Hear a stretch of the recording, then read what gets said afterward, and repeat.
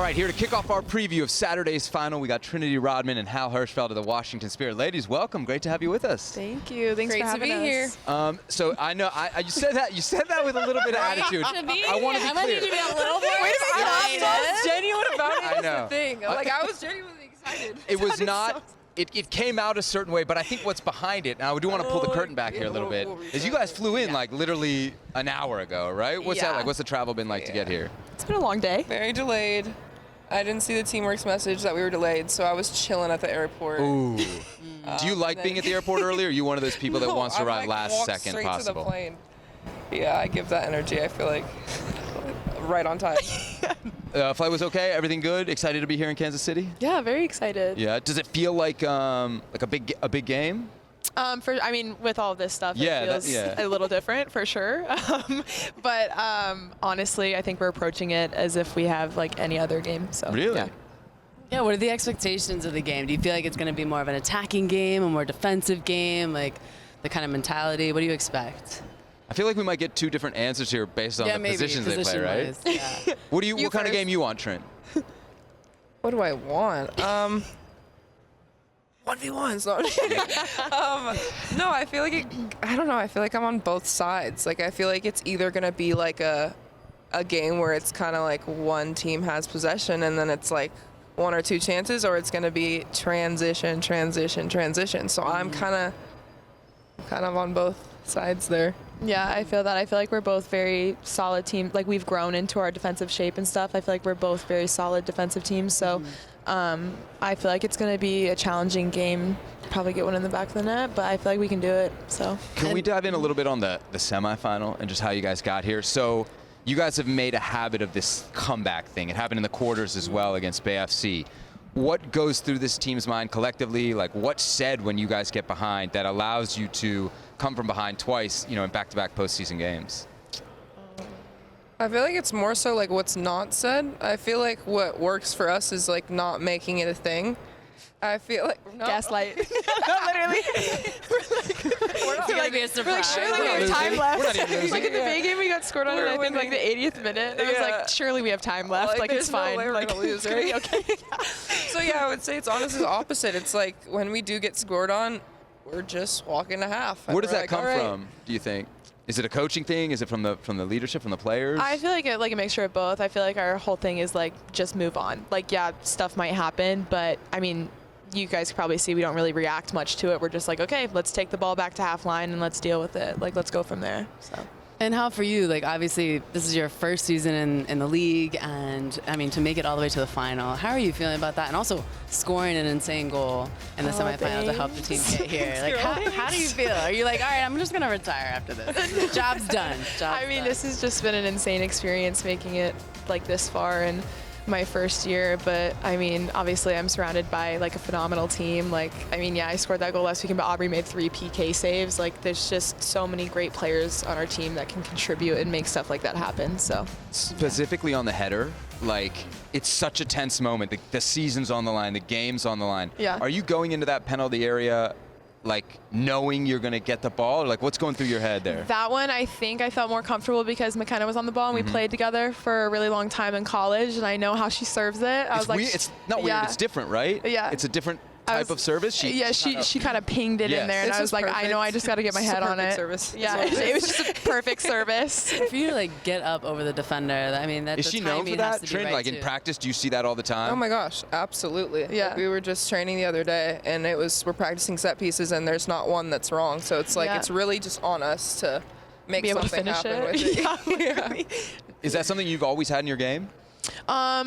Like in the air, Yeah. I feel like defensively, yes, but I've really been practicing. Like after practice with Amy, I go after practice. What do you do after practice? You got to tell For us like now. 5 minutes of practicing headers. With someone. Really? Like scoring with our headers? coaches. Well, so it paid off. Just like headers in general, but like, at I've some been point, this is practicing it. Yeah. What about you, Trinity? There's a moment. So her big moment is obviously, the goal. I feel like there's a viral moment with you and Emily Sonnet after you get Brunina sent off. Hey, I got enough argument with her too. I So. know, right? Who doesn't? We're big personalities. I don't know. Like, Sonnet's big personality, especially on the field. Me as well. Snappy, fiery. We love I don't know. I got fouled off the ball, not even an intent to play the ball. So I felt a certain type of way about it. I didn't even really open my mouth. I just did the card thing, you know, Trin just being Trin, and then Sonnet was defending her teammate. Like, kudos to her for defending her teammate, but again, I'm gonna bark back. What'd you think of that, Allie?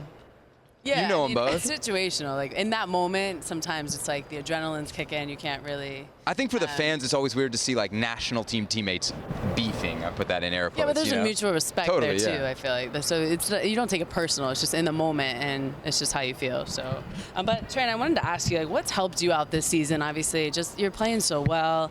Not that any other season was different, but just winning the Olympics, coming back into club, and really, kind of carrying this team on your back and getting to the final. Like, what have you done? Is there anything different this year than you've done before?